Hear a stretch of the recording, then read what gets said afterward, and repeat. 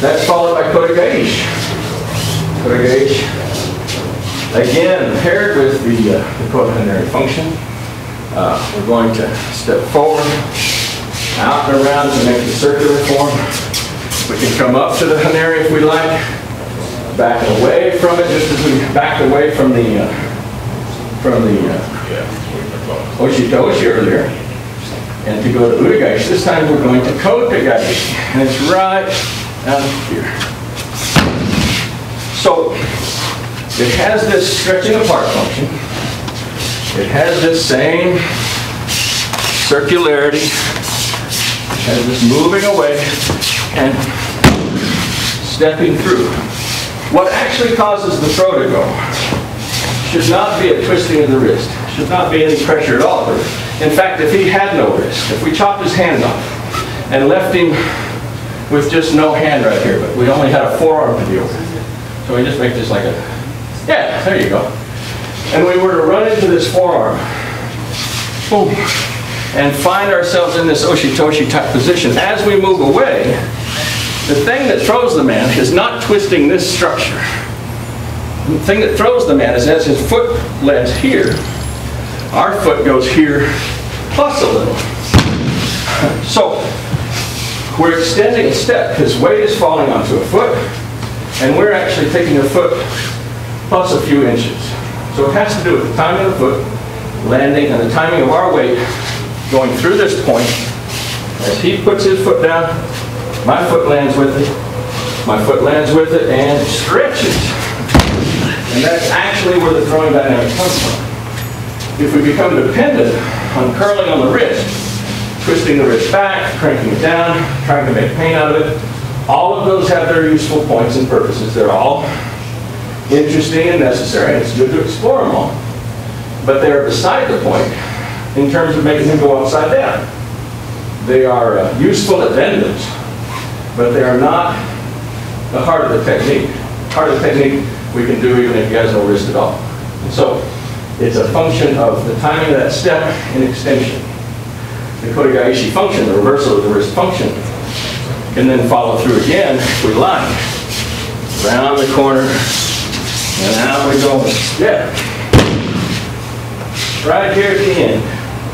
As we make contact, reversing the wrist this way as well. So it has a nice function of locking at the end if we like. We can lock it face up or face down. Around the corner, up. There we go. Locking out here. Or we could push through, roll him over, and come back to a hineri form if we like. So they're both quite possible right there. They're both very easy to do and useful. Be very gentle with all those rollover forms and all those functions of working into the wrist.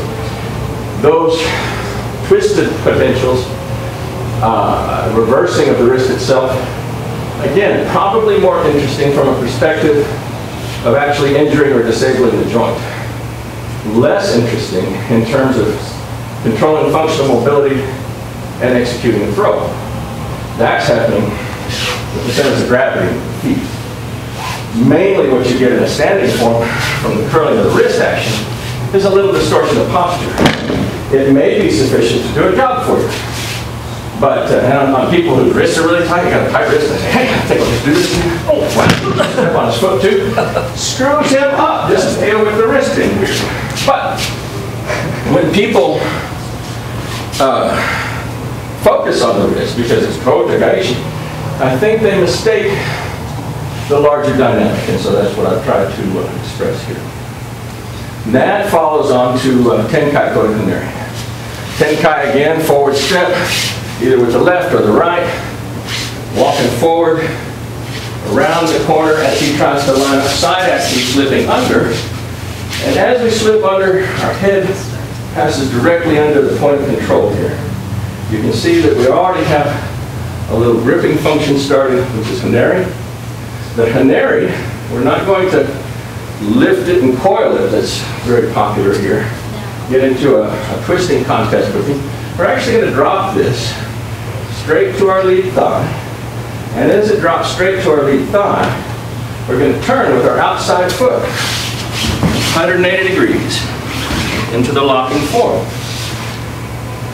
This takes the entire torsion of your body from your head to your feet and ties it to that dropping function of his arm.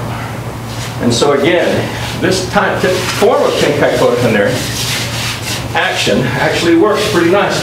Even if he didn't have a wrist, even if we weren't going through this joint at all, but we were just on the forearm, again, we have the handless guy. The lock is going to work either way. So again, we're disarticulating the locking function of the action away from the throwing function. The throwing function is dependent on the turning body and the dropping structure, not on the twisting of the wrist. Twisting of the wrist may come into play, again, when you're doing a form to disable or to cause that joint to no longer function at all. If things are that serious, well, you need that sort of thing in your back pocket. But it's not necessarily there for doing a throw with. And I think that's important. There's a lot of the world that sort of has a fetish for twisting this and making pain here. And that'll work on a lot of folks. You can get away with that with a lot of people. And there's a whole lot of other people that if you try to do it with, it's just going to kind of piss them off. And they're going to turn around and hit you. So I happen to be largely of that second category. And so when folks try to do the twisty-twisty thing, what they tend to find is that I have a second hand here. And that I might enjoy, or not enjoy, but I might endure a relatively small amount of pain as you get concentrated on this wrist to give myself a shot at kicking your head. So, good thing to think about, throwing dynamic like this, even if his second hand wants to come get involved, you say, cool. Because the whole body turns. The whole body turns and does the mystic doing. You're not getting locked into this smaller, isolated conflict happening at the local region of the wrist.